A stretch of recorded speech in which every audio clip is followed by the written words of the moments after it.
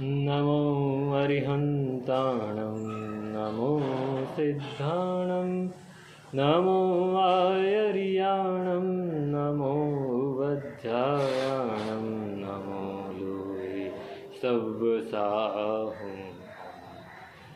ऐसो पंचनमुक्कारो सव्वपावप्पणासनो मंगलाणञ्च सव्वेसिं पडमं हवै मंगल आस्वाद्य यद्वाक्यरसम्बुधानां पीयूषपानेऽपि भवेद्गुणैव नमामि तं विश्वजनीन वाचं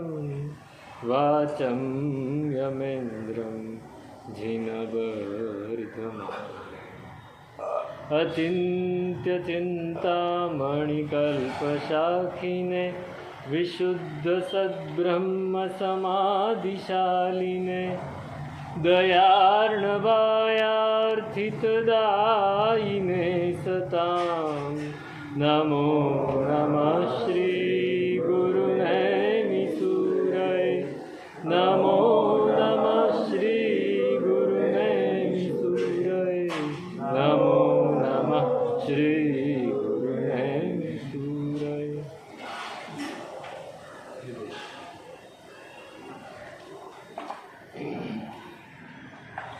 निर्वाणपदमप्येकं भाव्यते यन्मुहुर्मुहुः तदेव ज्ञानमुत्कृष्टं निर्बन्धो नास्ति भूयसा।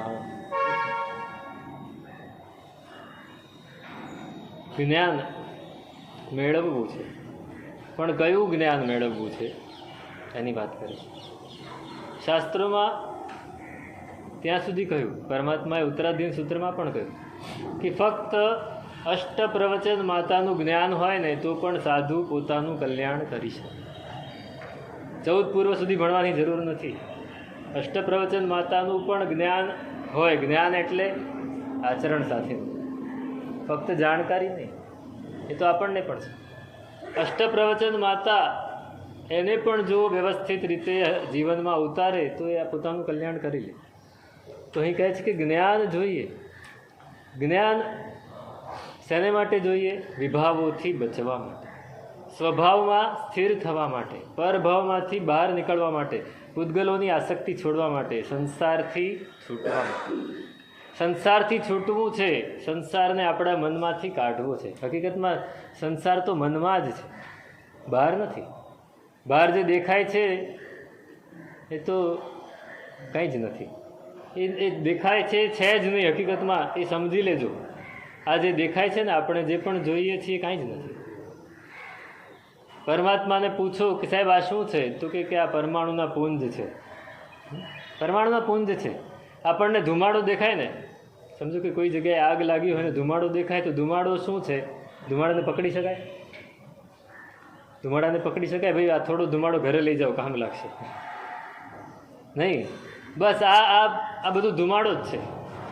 આ જે દેખાય છે ને એ તો આપણા મનમાં એની વિભાવના છે કે આ પથ્થર આવો હોય, આ લાદી આવી હોય, આ ટેબલ આવું હોય, આ લાકડું આવું હોય, એવું મગજમાં બેસી ગયું છે અનાદિકાળથી, એટલે આપણને એવું દેખાય છે.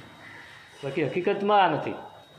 જે દિવસે આપણી દૃષ્ટિ સૂક્ષ્મ થશે, આપણી દૃષ્ટિ બહુ જ સ્થૂલ છે એટલે સ્થૂલ વસ્તુ પકડે છે. જે દિવસે આપણી દૃષ્ટિ સૂક્ષ્મ થશે ત્યારે આપણને એમ થશે કે આ તો ધુમાડો જ છે, સતત પરાવર્તન પામતું.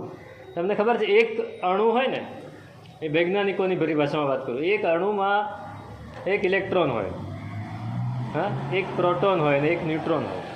ન્યુટ્રોન વચ્ચે હોય, પ્રોટોન એની બાજુમાં હોય, એટલે ઇલેક્ટ્રોન એને પ્રદક્ષિણા દીધા રાખે. એક ન્યુટ્રોનથી એક ઇલેક્ટ્રોનની વચ્ચેની જે જગ્યા છે ને, એટલે અંતર એ કેટલું છે? તો કે જેટલું પૃથ્વી અને સૂર્ય વચ્ચે અંતર છે એના અનુપાતમાં એને જ્યારે અણુ સુધી લઈ જાઓ ત્યારે એટલું અંતર છે. એટલે હા, અણુમાં એક ઇલેક્ટ્રોન અને એક ન્યુટ્રોન વચ્ચેનું અંતર એટલું છે. હવે સમજો કે પૃથ્વી અને સૂર્ય વચ્ચે અંતર કેટલું બધું છે. એની વચ્ચે શું છે? પૃથ્વી અને સૂર્ય વચ્ચે કંઈ દેખાય છે? અવકાશ છે, ખાલી છે. એમ ઇલેક્ટ્રોન અને ન્યુટ્રોન વચ્ચે અવકાશ ખાલી જ છે. હવે આટલા બધા પરમાણુ ભેગા થયા એક સાથે, આપણે આ એક કાગળની અંદર કેટલા પરમાણુ હશે? અનંતા પરમાણુ હશે. એ અનંતા પરમાણુની અંદર અનંતા ઇલેક્ટ્રોન, એની અંદર અનંતા ન્યુટ્રોન, એ બંને વચ્ચેના ગેપ જ ગેપ છે. નક્કર ક્યાં છે? નક્કર કોઈ વસ્તુ દેખાય છે? એટલે આપણે જો કલ્પના કરી શકીએ તો નક્કર કોઈ વસ્તુ છે જ નહીં. આ તો હું આને અડું છું ને, હું હકીકતમાં આને અડતો નથી. આ મારું જે ફિલ્ડ છે, પરમાણુઓની બહારનું જે ફિલ્ડ છે ને આનું ફિલ્ડ છે, એ ફિલ્ડ બે ભેગા થાય છે એટલે આપણને એમ લાગે છે કે અડ્યા. બાકી આ બે વસ્તુ એકબીજાને અડતી જ નથી, બંને જુદી જુદી છે. આ તો આપણી દૃષ્ટિ બહુ જ સૂક્ષ્મ નથી થઈ શકતી, એટલે આપણે એને જોઈ નથી શકતા, એને અનુભવી નથી શકતા.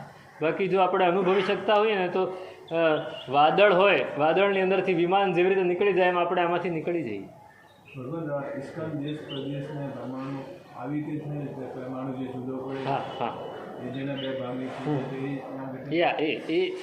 એ સુધી આપણે નહીં જઈએ, કેમ કે એ વૈજ્ઞાનિકોને નથી દેખાતું, પણ પરમાત્મા એ જોઈ શકે. હવે વૈજ્ઞાનિકોને જે દેખાય છે એમાં પણ ધુમાડા જેવું હોય તો પરમાત્માને જે દેખાય એમાં કેટલું સૂક્ષ્મ છે.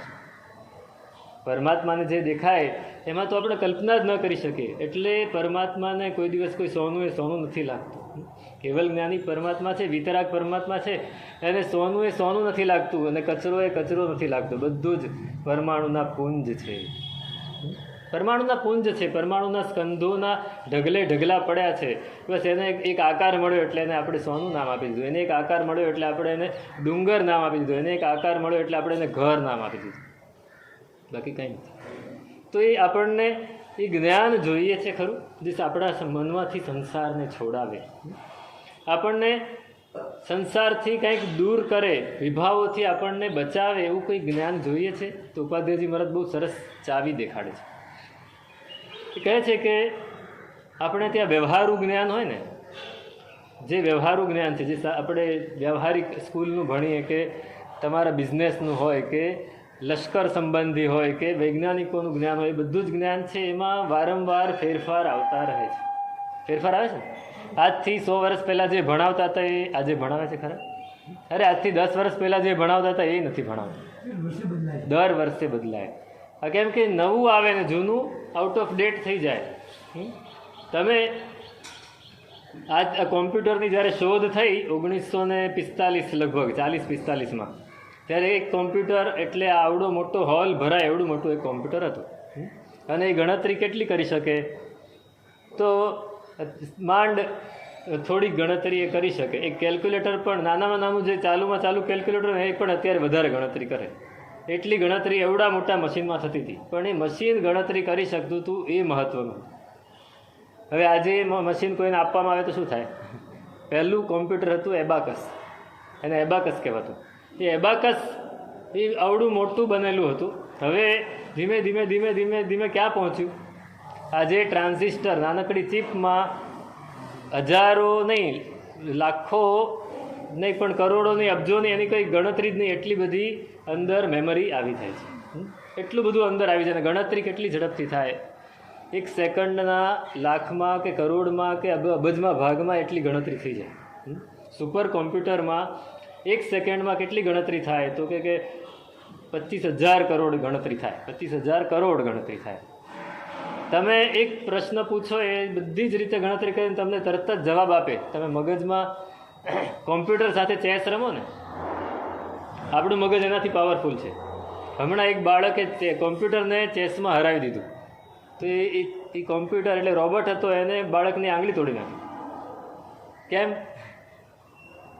એનામાં એને ગૂંચવાઈ ગયું.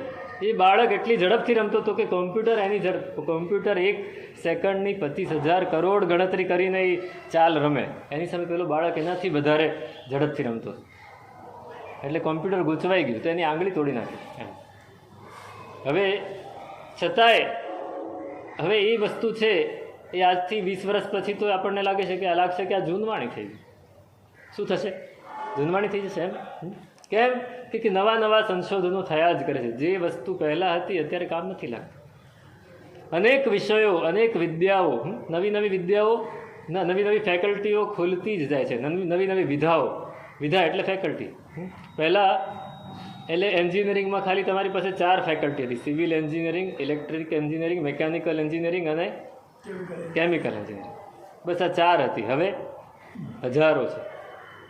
તમે કલ્પના ન કરી શકો એ બધી ફિલ્ડમાં. તમે બાયોટેકનોલોજી અત્યારે નવી આવી ગઈ છે, એની અંદર પણ કેટલી બધી વાતો આવે છે કે જે નવું નવું નવું નવું શીખવાડે છે. પહેલાં ડૉક્ટર છે એ આખા બોડીનો હતો, હવે એક અંગૂઠાનો અલગ હોય, ડાબા હાથના અંગૂઠાનો અલગ હોય, જમણા હાથના અંગૂઠાનો અલગ હોય. એટલી સ્પેશિયાલિટી આવી ગઈ. બધું જૂનવાણી થતું જાય છે અને નવું આવતું જાય છે. તમે લશ્કરમાં આજથી 400 વર્ષ પહેલાં જે શસ્ત્રોથી લડાયું એ શસ્ત્રોથી આજે લડાય ખરું? ના લડાય. 400 વર્ષ પહેલાં તોપો શોધાઈ ગઈ હતી. તોપ, ગોળા, દારૂગોળો બધું 400-500 વર્ષ પહેલાં શોધાઈ ગયું હતું. એ દારૂગોળા એ તોપોથી લડાય ખરું? અરે એની પહેલાં રાજાઓ કિલ્લા બનાવતા.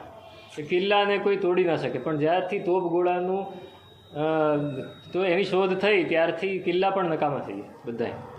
અંગ્રેજોએ આપણી પર અને મુસલમાનોએ યુદ્ધ કરીને જીત કેવી રીતે મેળવી? તોપોના કારણે.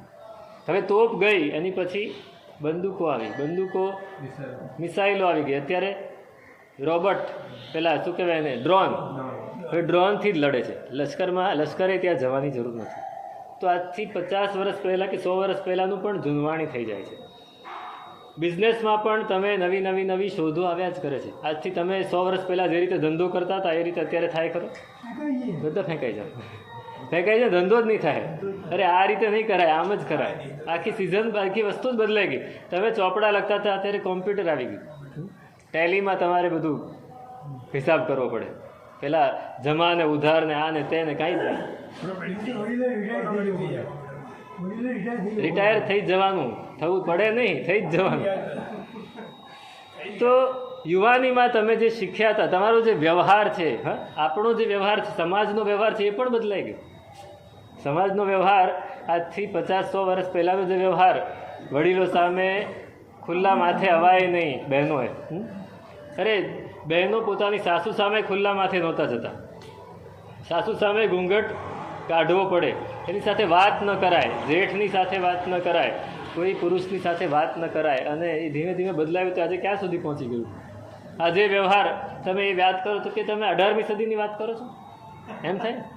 શું કે 17મી 18મી સદીની વાત કરો છો? તમે કઈ સદીમાં જીવો છો? કોઈ જ માને નહીં. કોઈ નહીં માને અને કોઈ સ્વીકારે પણ નહીં. પણ એક વસ્તુ છે, એમાં બદલાવ નથી આવ્યો. એમાં કોઈ જ બદલાવ નથી આવ્યો. એ છે આપણા આગમો, એ છે આપણા શાસ્ત્રો, એ છે આપણા અધ્યાત્મશાસ્ત્રો. અધ્યાત્મશાસ્ત્રમાં આજથી લાખ વર્ષ પહેલાં જે વાત કરી હતી આજે પણ એટલી જ પ્રસ્તુત છે. એમાં લખેલું કે ભાઈ તમે આસક્તિને દૂર કરો. આજે પણ આસક્તિને દૂર કરવાની વાત તો એની એ જ છે, એ જ રીતે જ છે. એમાં બદલાય છે કંઈ? નથી બદલાતું. એમાં કાંઈ જ બદલાતું નથી. એમાં લખવામાં આવ્યું કે આ રીતે રાગને દૂર કરી શકાય, આ રીતે દ્વેષને દૂર કરી શકાય, આ રીતે મોહને દૂર કરી શકાય. આજે પણ એ જ રીતે દૂર કરી શકાય છે. એમાં કોઈ ફેરફાર નથી આવ્યો. એમાં કોઈ ફેરફાર આવે? આચારામ સૂત્રમાં પરમાત્માએ આજથી 25,000 વર્ષ પહેલાં કહ્યું કે એસ મોહે એસ ગ્રંથે એસ, એમ આ પાપ છે, આ મોહ છે, આ ગ્રંથ છે. એ જ વાત આજે પણ એની એ જ છે. આપણે જે કાર્યો કરીએ છીએ મોહરૂપ છે, એ પરમાત્માએ ત્યારે કહેલું પણ આજે પણ એ જ છે. એમાં કોઈ ફેરફાર નથી. હવે કેટલાય ગ્રંથો રચાયા, કેટલાય નવા નવા શાસ્ત્રો રચાયા. શાસ્ત્રો તો એના એ જ હોય, અર્થો તો એના જ હોય, પદાર્થો તો એના જ હોય, ખાલી એને કહેવાની રીત જુદી હોય. કહેવાની રીત જુદી, વાત તો એની જ છે. હવે આપણે કેટલા શાસ્ત્ર ભણીશું? કોઈ પણ વ્યક્તિ પોતાના જીવનમાં કેટલા શાસ્ત્ર ભણી શકે, કેટલી ગાથાઓ કરી શકે, કેટલા શાસ્ત્રો વાંચી શકે, કેટલા આગમો મોઢે કરી શકે? નહીં. ગમે એટલું કરે તો એક સાગરનું એક બિંદુ તુલ્ય પણ નથી. 14 પૂર્વધર છે અને 14 પૂર્વ મોઢે હોય.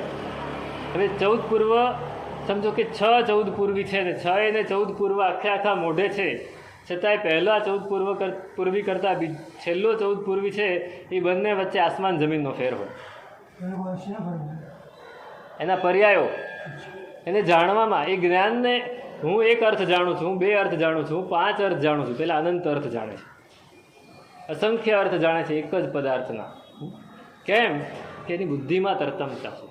તો હવે આટલું બધું ભણો તોય બાકી રહી જાય છે, તો પછી કેટલું ભણવું? કોઈ માણસ પોતાના જીવનમાં કેટલું ભણી શકે અને ભણીને કેટલું જીવનમાં ઉતારી શકે? એટલે ઉપાધ્યાયજી મહારાજ કહે છે કે બધું બહુ ભણ્યા છતાંય એક વસ્તુ એવી ભણી લેવી છે. ગમે એટલું તમે ભણો બરાબર છે, પણ એક વસ્તુ એવી જાણી લેવી છે, એક વસ્તુને એવી મગજમાં ફિટ કરી દેવી છે કે વારંવાર એનું રટણ કરવાથી આપણે પૂતગલની આસક્તિથી બચી શકીએ. નિર્વાણ પદમપ્યેકમ ભાવ્યતે યન મુહુર્મુહુ. જે આપણને સંસારની આસક્તિથી છોડાવે એવું એક પદ બરાબર, એક જ પદ, એક જ લીટી ચાલશે, વાંધો નહીં, એક ગાથા પણ ચાલશે, એક કડી પણ ચાલશે, પણ એને વારંવાર રટવી પડે. માસ્તુસ મુનિએ શું કર્યું હતું? ગુરુ ભગવંતે એમને કહ્યું આ ભણો, ગાથા ચડતી નથી. બડી દીક્ષાની ક્રિયા શરૂ કરી ત્યાં સુધી વાંધો નહોતો, 3 અધ્યયન થઈ ગયા ત્યાં સુધી વાંધો નહોતો. 4થું અધ્યયન શરૂ કર્યું ને નથી ચડતું. 3 અધ્યયન ભણી લીધા, 4થું અધ્યયનની એક ગાથા પણ ચડતી નથી. 4થું અધ્યયન જ્યાં સુધી પૂરું ન થાય ત્યાં સુધી બડી દીક્ષા ન થાય ત્યાં સુધી આયંબિલ કરવા પડે. અને એ ગાથા શરૂ કરી પણ મોઢે ચડે નહીં, ગમે એટલી મહેનત કરે. ગુરુ ભગવાન ને કહે કે સાહેબ, ગુરુ ભગવાન કે એક થઈ શકે, જો તમે ઈચ્છો કે મારે વડી દીક્ષા કરી દેવી છે તો હું તમને અનુજ્ઞા આપી દઉં 4થા અધ્યયન. એવું થાય છે આજે કે ઘણાથી 4થું અધ્યયન ન થાય તો એને અનુજ્ઞા મળી જાય, વડી દીક્ષા થઈ જાય. નહીં સાહેબ, વિધિ શું છે? તો કે વિધિ 4થું અધ્યયન ભણ્યા પછી જ વડી દીક્ષા થાય. તો મારે 4થું અધ્યયન ભણ્યા પછી જ વડી દીક્ષા કરવી છે, અંદર નિશ્ચય. પણ સાહેબ મને ચડતું નથી, તો મને કંઈક બીજું આપો કે જે હું મારા મનને સ્થિર કરવા માટે એને ગોખી શકું. તો એને કહ્યું મા ઋષ મા તુષ, તું રાગ ન કર, તું દ્વેષ ન કર, તું દ્વેષ ન કર, તું રાગ ન કર. મા ઋષ રોષ નહીં કર, મા તુષ તોષ નહીં કર, રાગ નહીં કર.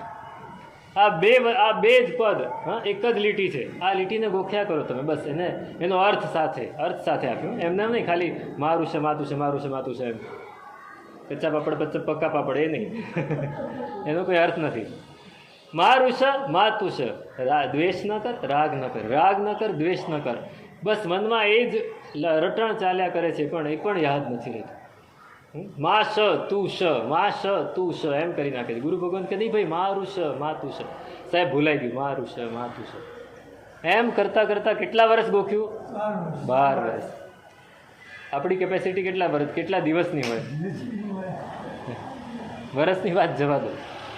4 દિવસ સુધી પણ જો આપણને એક ગાથા ન ચડે તો કે મૂક, આ મહેલ પૂળો નથી કરવું મારે, સાહેબ બીજું કંઈક આપો. હું તો હું પણ એમ જ કહું મારા ગુરુ મહારાજને, સાહેબ આ મારાથી નહીં થાય, હું પાણીના ઘડા લઈ આવીને વયાવત કરી દઈશ, મારાથી આ નહીં થાય. હું એમ જ કહું. પણ એમની ધીરજ કેવી! નહીં, એક પદ ગુરુ ભગવંતે આપ્યું છે ને, આ મારું કલ્યાણ કરશે. ભલે એક જ પદ છે, નિર્વાણ પદમપ્યેકમ, નિર્વાણ કરાવે એવું એક પણ પદ જો મને મળ્યું છે. આ શેને માટે છે? તો કે મોક્ષને માટે છે. એટલે વારંવાર મુહુર્મુહુ, વારંવાર એનું ભાવન કર્યા જ કરે છે, એને ગોખ્યા જ કરે છે, એને ભાવ્યા જ કરે છે, એમ વિચાર્યા જ કરે છે, સતત રટ્યા કરે છે. અને એમ કરતાં કરતાં ભલે આવડ્યું નહીં, કંઈ વાંધો નહીં, શ્રુત જ્ઞાન ના ચડ્યું પણ કેવલ જ્ઞાન ચડી ગયું, વળી દીક્ષા વગર જ.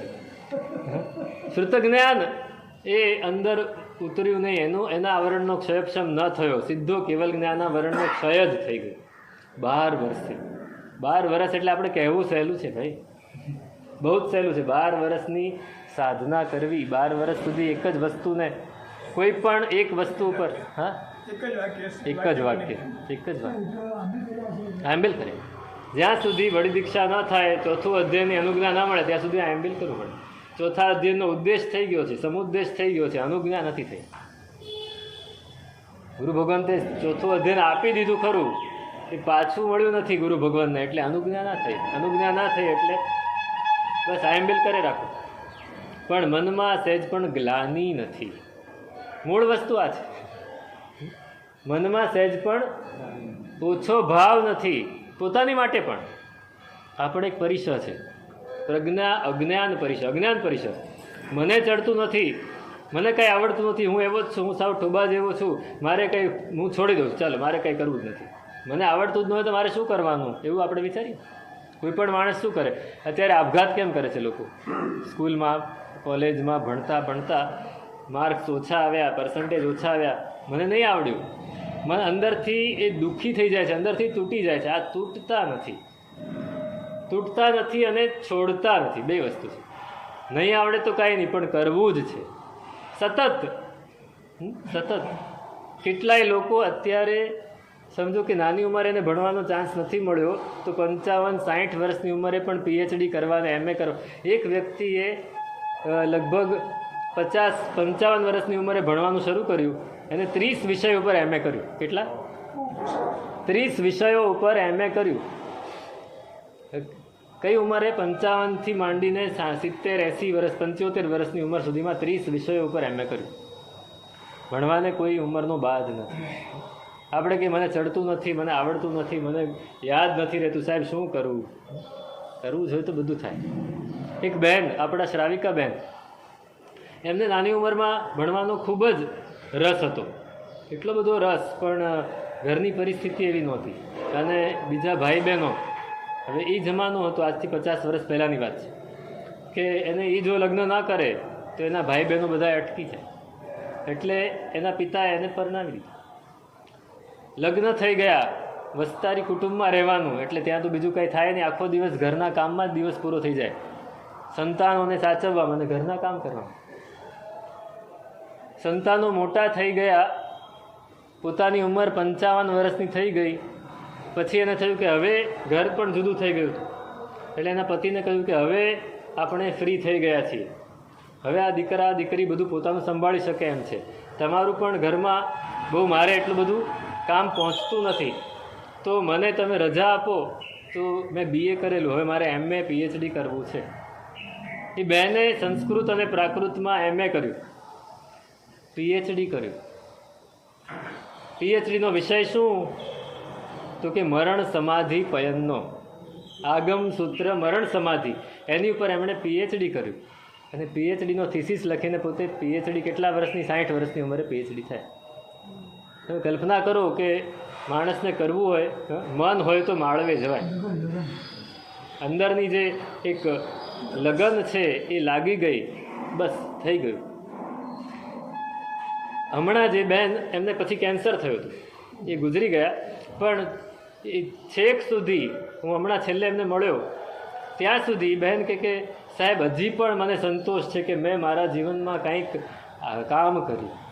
આગમના મરણ સમાધિ એટલે મરણ વખતે સમાધિ આપે એવી વાત, કે મેં એટલું બધું એના વિશે ચિંતન કર્યું છે કે આજે મને આ કેન્સર થયું છે, મને કોઈ અંદરથી દુઃખ નથી. સતત મને એ જ યાદ આવે છે પરમાત્માના વચનો, મરણ સમાધિ પયનના. તો જે ભણ્યા હો ને એ યાદ આવશે, નહીં ભણ્યા હો, નહીં વાંચ્યું હોય, નહીં વિચાર્યું હોય તો યાદ નહીં આવે, કાંઈ જ યાદ નહીં આવે. તો કહે છે કે સતત મનને ભાવિત કરવાનું છે, ફક્ત માહિતીના સંગ્રહરૂપ મગજમાં ભરી દેવાનો કોઈ અર્થ નથી. એને સતત રટવું પડે, એને સતત ઘૂંટવું પડે, અંદર એને ઘોલના, એનું પરિશીલન કરવું પડે. પરિશીલન એટલે શું? વારંવાર એને વાંચવું. અમારે ત્યાં કોઈ પણ ગ્રંથ વાંચવાનો હોય, ભણવાનો હોય તો એને 7 વાર ભણવો પડે. હા, ભણવો પડે તો છે તે અંદર એ ફિટ થાય. પહેલી વાર ભણીએ ત્યારે ખ્યાલ આવી જાય કે આમાં શું વિષય કયો છે, બીજી વારમાં થોડું પાકું થાય, ત્રીજી વારમાં પ્રશ્નો થાય, ચોથી વારમાં પ્રશ્નોના થોડા પ્રશ્નોનું સમાધાન થાય, 5મી વારમાં બીજા વધારાના મોટા પ્રશ્નો છે એનું સમાધાન થાય, પછી 6ઠ્ઠી ને 7મી વારમાં એ અંદર સ્થિર થઈ જાય. એ ગ્રંથ પછી કોઈ દિવસ ભૂલાય નહીં. 7 વાર એક ગ્રંથ વાંચવું પડે. એક પુસ્તક તમે કેટલી વાર વાંચી શકો? એક જ વાર પણ નથી વાંચતા ભાઈ. એક વાર પણ નથી વંચાતું, પૂરું થતું જ નથી. થોડું વંચાય પછી બસ હવે કંટાળો આવે છે, બીજું લઈ વાંચવાનું. હે, મોબાઈલ આવ્યા નહીં, મોબાઈલ નહોતા તો એ ક્યાં વાંચતા? મોબાઈલ નહોતા તો પણ ક્યાં વાંચતા? તમને કહું, આપણા ગુજરાતની જ વાત કરું, ગુજરાત રાજ્યમાં કોઈને વાંચવાનો રસ નથી. અહીંના સાહિત્યકારો પુસ્તક લખે અને એની નકલ કેટલી છપાય? બહુ તો 500, 1000, વધારેમાં વધારે 2000. આપણે 2000 નકલ છપાય અને એમાંથી વેચાય કેટલી? વેચાય તો નહીં જ, વહેંચાય. એને ફ્રીમાં આપો ને તો પણ પ્રભાવના કરવી પડે, કોઈકને વાંચવા માટે આપવું પડે. પછી એમાં લખવું પડે કે જ્ઞાન ખાતામાંથી છપાય છે, તમે પૈસા ભંડારમાં નાખી દેજો અથવા જ્ઞાન ખાતામાં આપી દેજો. કોઈ અડે નહીં પુસ્તકને. ઘરમાં પુસ્તક પડ્યું, અત્યારે લોકોની મેન્ટાલિટી એવી થઈ ગઈ છે કે પુસ્તક ઘરમાં પડ્યું હોય, સાહેબ આશાતના બહુ થાય છે, હું પુસ્તક મૂકી દઉં છું, અહીંયા આવીને મૂકી જાય. ગૌતમ સ્વામીની મૂર્તિ હોય તો આશાતના થાય ખરી? શંખેશ્વર પાર્શ્વનાથની મૂર્તિ હોય તો આશાતના નથી થતી. પુસ્તક પડ્યું હોય તો આશાતના થાય. જગ્યા રોકે, કચરો થાય, બહુ કદાચ ક્યારેક જ્ઞાન મળી જાય તો તકલીફ પડી જાય. ના, હવે વધારે જ્ઞાન જોઈતું નથી અમને, અમારો સંસાર જે છે સુખી છે. નહીં, પુસ્તક ઘરમાં રાખો. એક સાહિત્યકારે બહુ સરસ વાત કરી કે તમારી દીકરીને કયા ઘરમાં આપજો, તો કે જે ઘરમાં 10 સારા પુસ્તક હોય ને એ જ ઘરમાં આપજો. જે ઘરમાં 10 પુસ્તક સારા ન વસાવ્યા હોય એ ઘરમાં તમારી દીકરીને નહીં આપતા, દુઃખી થશે. આપણને વાંચવાનો રસ નથી. વાંચશો ને. કેવા પુસ્તકો છે, કેવા પુસ્તકો છે. એક પુસ્તક જો ગમી ગયું તો વારંવાર વાંચવું પડે, વારંવાર વાંચવું પડે. હમણાં એક પુસ્તક એવું સરસ મળ્યું તો મને 20 વર્ષથી હતું. હું વાંચતો રહ્યો. મેં નહીં તો એ પુસ્તક 50 થી 60 વાર વાંચ્યું છે, છતાં હજી પણ એમ થાય કે આ ફરી વાંચું. એમ કે જેટલી વાર વાંચીએ એટલી વાર અંદરથી આપણો ભાવ ઉલ્લસે. મન રીજે તન ઉલ્લસેજી રીજે બૂજે એક તાન. એ વાંચતા વાંચતા રૂમાડા ખડા થઈ જાય, ફરી એની એ જ વાત વાંચવાની, નવું ફિલિંગ થાય. મેં નહોતું કહ્યું કે ઉત્તરાધ્યયન સૂત્ર આચાર્ય ભગવંત વિજય રામ સુરીશ્વરજી મહારાજ ડેલાવાળા, 92 વર્ષની ઉંમર, અને અમકાર સૂરી આરાધના ભવનમાં બિરાજમાન. અને અમે વિહાર કરીને આવ્યા, અમે વંદન કરવા ગયા તો આટલા મોટા અક્ષરની એમને પ્રિન્ટ કઢાવેલી, અને ઉત્તરાધ્યયન સૂત્ર લઈને વાંચતા હતા. આમ ટેકો દઈને બેઠા હતા, ઉંમર ઘણી એટલે સીધા ના બેસી શકે, આમ ટેકો દઈને આમ વાંચતા હતા. તો મારા ગુરુ મહારાજે પૂછ્યું કે સાહેબ આપ શું વાંચો છો? તો કે ઉત્તરાધ્યયન સૂત્રમાં. અત્યારે આ ઉંમરે ઉત્તરાધ્યયન સૂત્ર તો પહેલાં જ વાંચી ગયું. સૌથી પહેલું આગમ અમે વાંચીએ તો કયું વાંચીએ? ઉત્તરાધ્યયન સૂત્ર વાંચીએ. સાહેબ આપ આ ઉંમરે ઉત્તરાધ્યયન સૂત્ર વાંચો છો? તો કે આ 65મી વાર છે. કેટલામી વાર? 65મી વાર. સાહેબ આટલી બધી વાર? તો કે જેટલી વાર વાંચો એટલી વાર નવા ભાવો સ્ફુરે છે. પાનું ફરે છે અને સોનું ખરે છે. સોનું ખરે છે, એમાંથી સોનું ખર્યા કરે છે, ભાવોનું સોનું. એક ઉત્તરાધ્યયન સૂત્ર, એક ભગવંતે મને કહેલું કે સાહેબ ઉત્તરાધ્યયન સૂત્ર જ્યારે વાંચીએ છીએ ત્યારે શું થાય છે? તો કહે કે આપણે કોરી રોટલી હોય ને, એ થોડી વાર પડી રહે તો કેવી થઈ જાય? ચવડ થઈ જાય. એ ચવડ થઈ જાય, પણ એને ઘીમાં બોળી દો તો કેવી થાય? એકદમ પોચી થઈ. એમ આપણું મન સંસારના ભાવોમાં એકદમ ચવડ થઈ ગયું હોય છે, પણ ઉત્તરાધ્યયન સૂત્ર વાંચી ત્યારે એકદમ પોચું થઈ જાય છે, કોમળ થઈ જાય છે. નિર્વાણ પદમપ્યેકમ. એક જ પદને પકડી લો. તમને જે પદ ગમતું હોય, જે દુહો ગમતો હોય, જે પરમાત્માની સ્તુતિ ગમતી હોય એને પકડી રાખો અને એને રટ્યા કરો. પણ કેવી સ્તુતિ? કે જે આપણને વિભાવમાંથી પાછું સ્વભાવમાં લઈ આવે. પરભાવમાં આપણું મન જ્યારે લાગી ગયું હોય, રાગ દ્વેષમાં ભરાઈ ગયું હોય, ત્યારે આપણને પાછું અહીં લઈ આવે એવો એક શ્લોક ગોખી રાખજો. કોઈ પણ એક શ્લોક, કોઈ પણ એક ગાથા, કોઈ પણ એક ગુજરાતી સ્તવનની કડી જે આપણને ત્યાંથી ખેંચી લાવે. હમ મગન ભય પ્રભુ ધ્યાન મેં, બસ એટલું જ રાખો, વાંધો નથી. બિસર ગયે દુવિધા તન મન કી.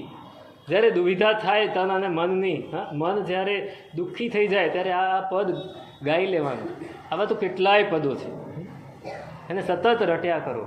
મન પાછું સંસારમાંથી આત્મામાં આવી જશે, આત્મામાં જોડાઈ જશે, પરભાવમાંથી હટી જશે. એવું જ પદ પકડજો. બાકી ગમે એટલું ભણો, માહિતીનો સંગ્રહ કરવાનો કોઈ અર્થ નથી. હું 1000 પુસ્તક મોઢે કરી લઉં અને દરેક પુસ્તકના કયા પાને શું છે એ પણ હું કહી દઉં, પણ એનો અર્થ શું છે? ઓશો રજનીશ હતા ને, એની એવી શક્તિ હતી કે એક પુસ્તક 800 પાનાનું તમે એને આપો, એ કલાક પછી તમને પુસ્તક પાછું આપી દે. પછી તમે કહો કે આના 545માં પાને શું લખ્યું છે, તો આખું બોલી જાય. મગજમાં ફોટોગ્રાફી થઈ જાય સીધી. પણ છતાં પણ કે આ શક્તિ એ તો નકામી છે. એ મારા મગજની શક્તિ એ બહુ આમ લોકોની દૃષ્ટિ સારી છે, પણ એમ જોઈએ તો નકામી છે. એ ખાલી માહિતી શું કામની? હું બીજાને કહેવા માટે જ એનો ઉપયોગ કરું ને. હું શતાવધાન કરું, સહસ્રાવધાન કરું, શેની માટે કરું? એના જેવું છે. એનો પોતાની માટે કોઈ ઉપયોગ નથી. એમાંથી કોઈક વસ્તુ એવી પકડાઈ જાય અને મારા મનને હું સ્થિર કરી શકું, મારા મનને રાગ દ્વેષથી બચાવી શકું, તો કામ. એ પોતે આવું કહેતા.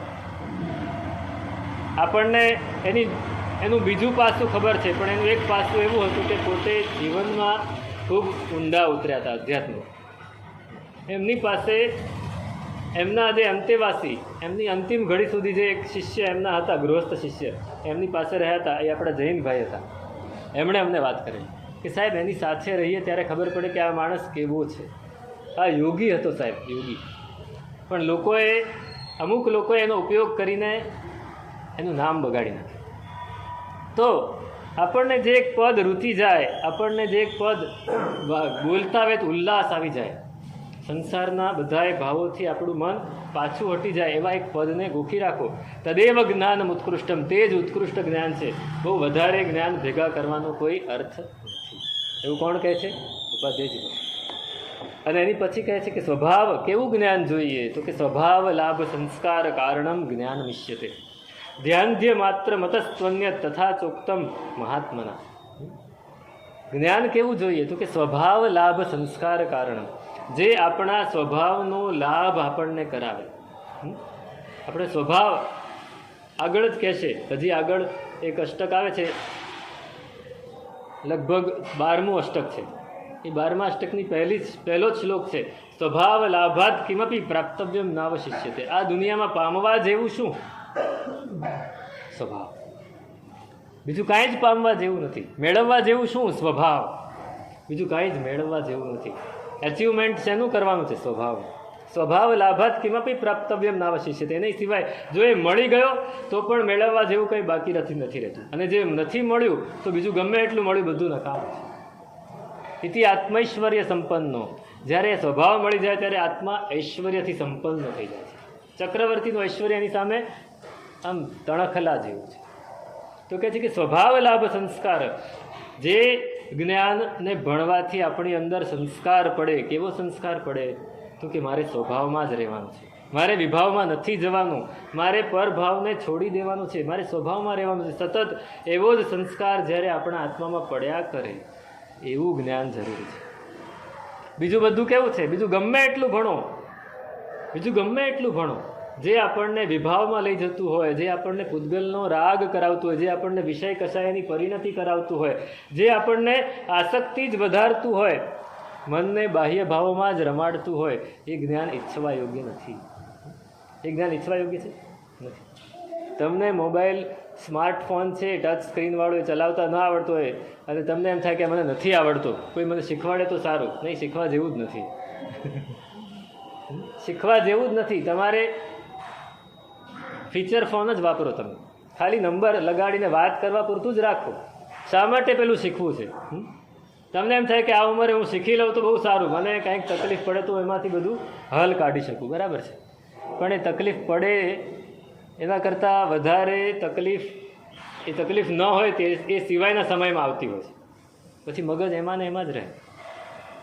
શીખવા જેવું નથી. જે નથી શીખવા જેવું એને દૂરથી જ નમસ્કાર કરી દો. એ ધ્યાનધ્ય બહુ એવો કડક શબ્દ વાપરી નાખ્યો છે ઉપાધ્યાયજી ભગવંતે કે આ બુદ્ધિનું આંધળાપણું છે.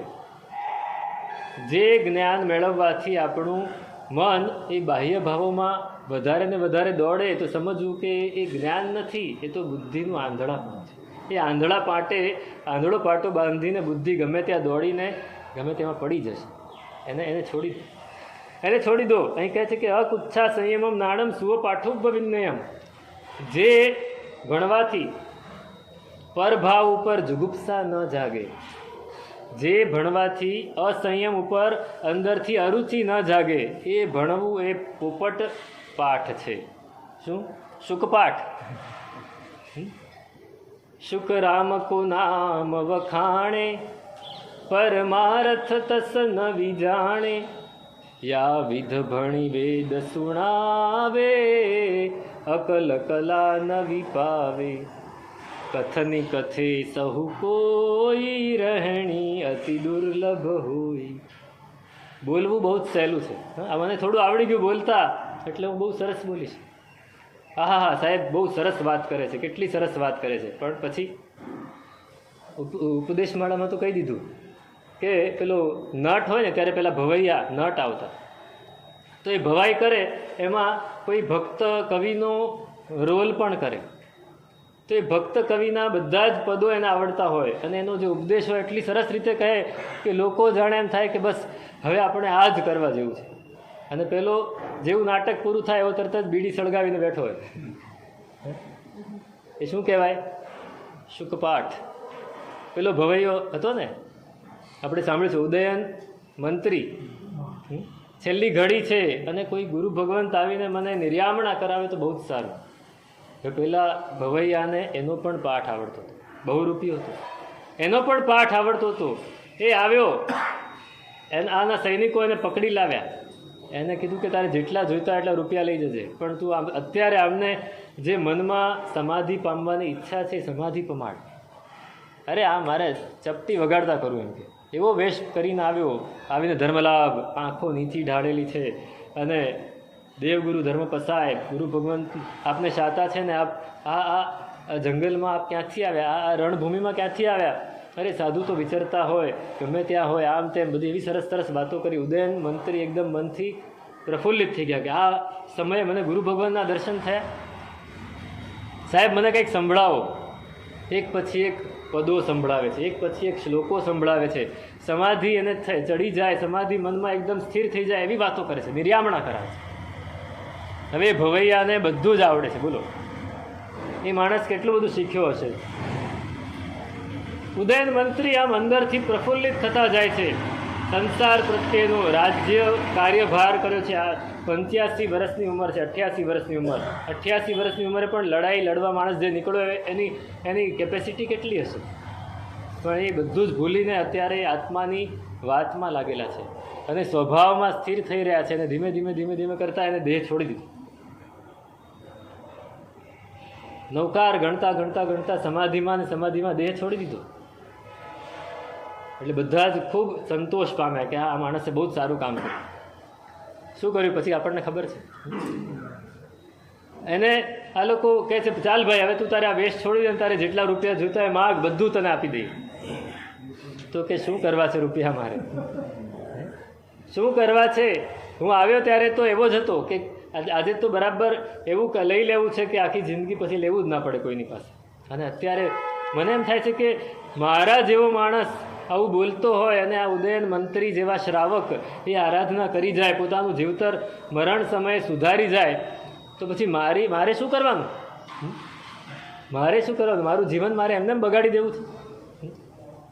મને આટલું બધું આવડે છે છતાંય હું એને પૈસા કમાવાના સાધન તરીકે વાપરું, હું એને મારું નામ કરવાના સાધન તરીકે વાપરું તો નકામું છે. અને એને અંદરથી બોધ થયો, વેશ તો છોડી દીધું કે હવે વેશ છૂટે નહીં, હવે આ વેશ છૂટે ના છૂટે, વેશ છોડાય નહીં. દીક્ષા લઈ લીધી ગુરુ ભગવાન પાસે જઈને. આપણે જ્યારે એકવાર હૈયામાં, એટલા માટે સ્વભાવ લાભ સંસ્કાર એવું આપણે ભણવું છે જે આપણને સતત ટકોર્યા કરે, અંદરથી સતત ઝકઝોર્યા કરે, આપણને સતત એમ પ્રેરણા કર્યા કરે કે ભાઈ આ રસ્તે જવા જેવું નથી, આ જ રસ્તે જવા જેવું છે. જીતો ભવાન વર્ધતે મોહ તસ્માત માહન. ભરત ચક્રવર્તીએ શું કરેલું?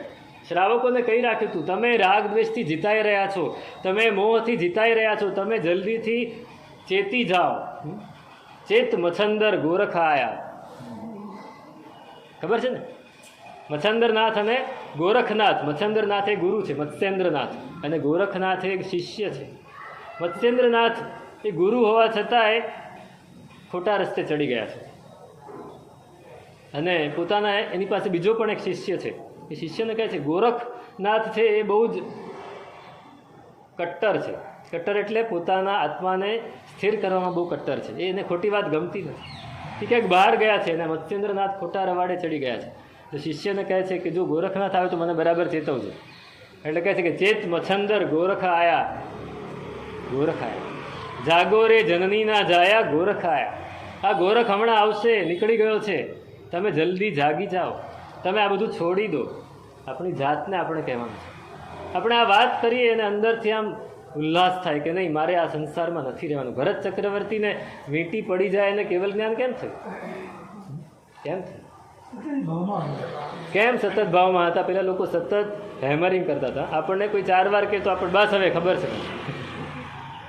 બસ હવે ખબર છે, હવે આ વાત નહીં કરતો, મને ખબર જ છે એવું આપણે કહી દઈએ. પણ ભરત ચક્રવર્તી રોજ ખાલી એના રસોડામાં 10 લાખ મણ મીઠું વપરાય. મીઠું કેટલું વપરાય? 10 લાખ મણ મીઠું વપરાય. કેટલો આરંભ સમારંભ હશે? આરંભ સમારંભની વાત કરું, કેટલો હશે આરંભ સમારંભ? અને છતાંય નરકના જ અતિથિ હોય, રાજેશ્વરી તે નરકેશ્વરી, એ નરકના જ અતિથિ હોય છતાંય એને કહી રાખ્યું છે કે મને તમે ચેતવતા રહેજો. કોઈ મિત્રને તમે પણ કહી રાખજો,